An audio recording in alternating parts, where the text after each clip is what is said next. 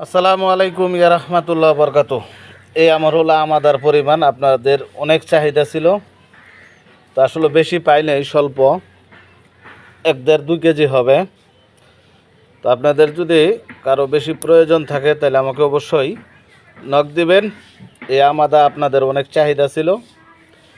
আর কালকে যা সংগ্রহ করছি তার নেক্সট পার্ট হলো এই যে বিন্দু শক্তি বলছিলাম, এই গাছ সম্পর্কে আমি অনেক বড় একটা ভিডিও দিছিলাম যে গাছ শুধু খাইতে হবে না, যদি এটা শনি মঙ্গলবারে তুইলা শুকায় ব্যবহারও করা যায় তাতেও টাইম বৃদ্ধি হবে।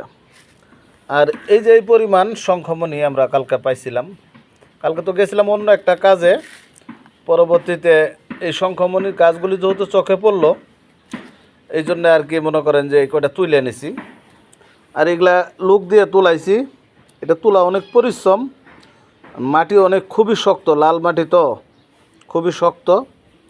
তো এটা আমরা এখন পরিষ্কার করে ধুইমু, ধোয়ার পরে এটি শুকামো, শুকায় তারপরে পাউডার করবো, পাউডার করার পরে এটা হালুয়াতে ব্যবহার করব। আর আপনারা হয়তো আমার হালুয়ার ভিডিওগুলি দেখছেনই কেমন আর কিভাবে বানাইছি, কোনটা কি পরিমাণ দিয়েছি টোটাল কিন্তু আমি বলছি আপনাদের। তাহলে এগুলার অনেক চাহিদা ছিল আপনাদের, আমি টোটালি বলে দিলাম। আল্লাহ রহমত, যদি এই ভিডিও আপনাদের কাছে ভালো লাগে অবশ্যই লাইক শেয়ার দিয়ে আমাকে উৎসাহিত করবেন।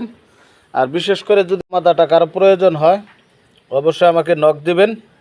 এই আমাদা আপনারা অনেকেই আমার কাছে চাইছেন, অনেক লোক চাইছেন।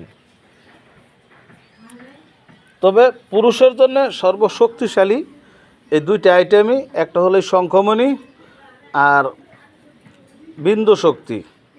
এটা হলো জঙ্গলের আইটেমের মধ্যে। আর যেগুলো বাজারে কিনতে পাওয়া যায় ওগুলো তো বিষয়বস্তু একদম খুব সহজ। তারপর আমি বাজারে আইটেম দিয়ে একটি আইটেম ভিডিও দিব আপনাদেরকে, যেন আপনারা সহজে কিনতে পারেন। অনেকের পক্ষে এই জঙ্গলে যাইয়া গাছ সংগ্রহ করিয়া ওষুধ খাওয়াটা সম্ভব না।